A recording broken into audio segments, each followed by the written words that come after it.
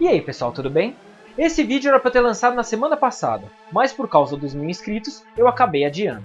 Hoje eu quero falar sobre a caça no Brasil, especialmente por causa daquele episódio que ocorreu na África entre o dentista otário e o leão superstar. Vai ser interessante falar sobre isso, porque no mundo das notícias em minutos, acho que muita gente já até esqueceu o que aconteceu.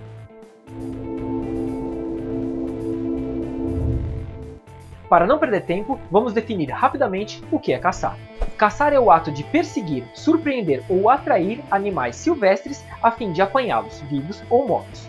O termo caçar aplica-se na perseguição de mamíferos, aves e répteis. Dessa forma, golfinhos e baleias são caçados e não pescados. Via de regra, hoje no Brasil, a caça é proibida e somente por exceção ela é permitida. Mas nem sempre foi assim, e até 1967 a caça profissional era permitida e devidamente regulamentada pelo Código de Caça. Antes de continuar, eu queria fazer um breve comentário acerca da caça e a sua necessidade. Apesar de eu ser completamente contra a caça esportiva ou profissional, eu preciso dizer que às vezes falta um pouco de conhecimento acerca do assunto. Em primeiro lugar, antes da civilização, a raça humana utilizava a caça como principal fonte de sobrevivência. E eu não estou querendo justificar a caça por isso, mas em alguns países essa cultura nunca desapareceu. E eu temo dizer que na África essa cultura é muito forte. Em segundo lugar, não posso falar de outros países, porque infelizmente não conheço todas as regras sobre o assunto, mas posso assegurar que hoje no Brasil a caça somente é autorizada por exceção, como é o caso da infestação de javali que tivemos e a caça foi autorizada. A decisão que autorizou o abate de javalis teve por finalidade reduzir e não extinguir a população desses animais, e só se deu após o registro de ataques de javalis a seres humanos, animais silvestres, animais domésticos, bem como os danos causados às florestas e às plantações.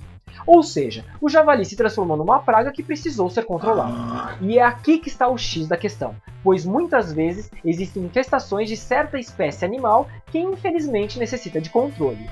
E a caça, nesse caso, é um mal necessário, mas é aqui que surgem os conflitos, pois dada essa necessidade, surgem pessoas que têm o prazer de caçar, têm o prazer de matar.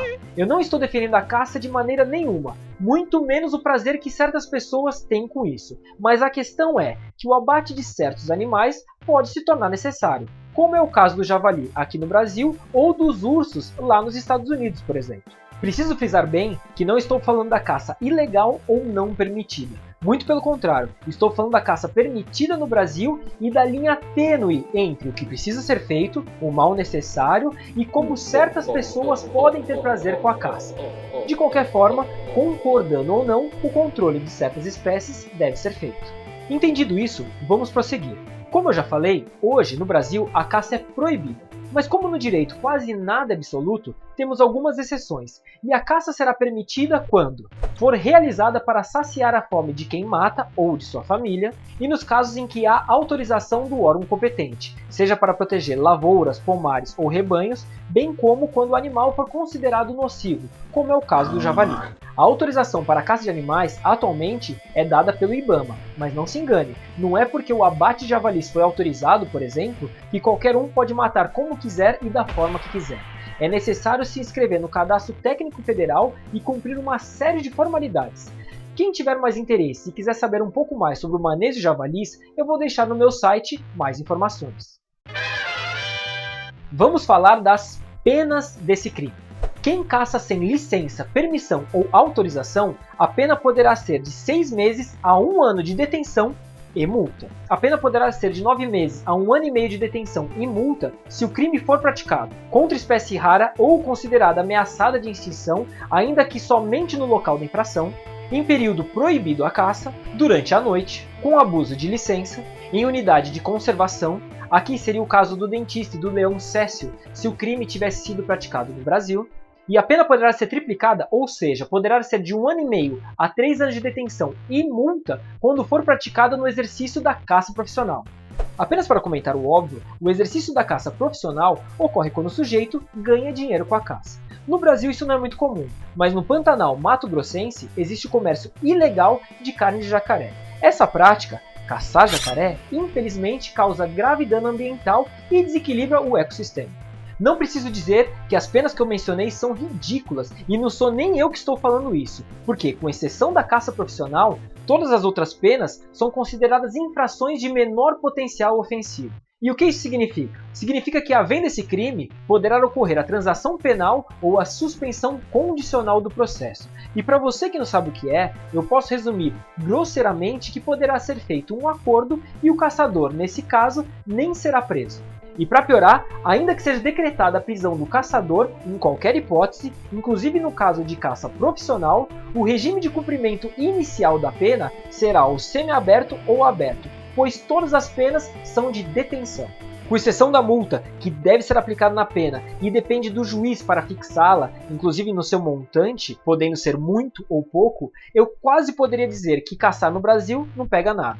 Por incrível que pareça, o que pode ferrar o caçador é a arma que ele utiliza para bater o animal, pois se ele não tiver licença para portar a arma e dependendo da arma, as penas podem variar de 2 a 6 anos de reclusão mais multa. Nesse caso sim, o regime inicial do cumprimento de pena poderá ser fechado e o porte ilegal de arma não é considerado infração de menor potencial ofensivo.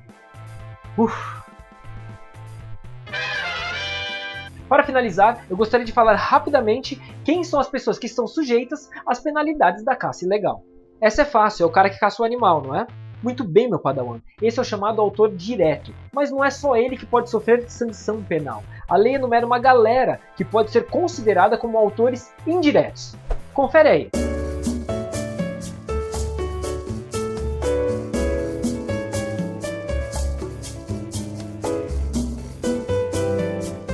Viu?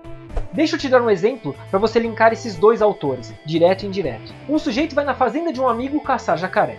O cara que atira no jacaré, que mata o jacaré, será punido, por óbvio, autor direto. Mas o dono da fazenda, ou talvez o responsável, que consente e permite o abate desse animal, também sofrerá a mesma pena daquele que deu o tiro no jacaré. Entendeu?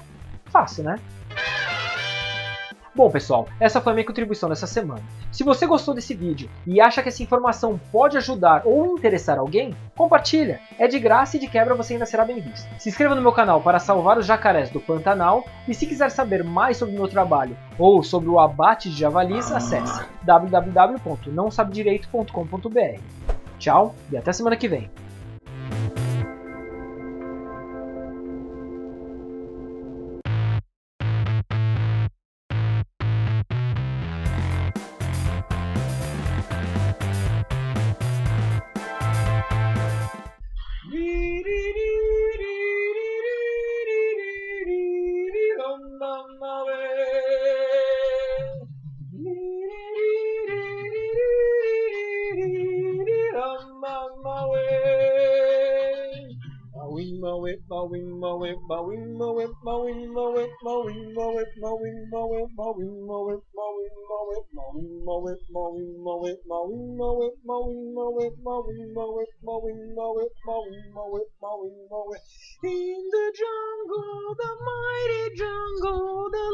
Eu não consigo.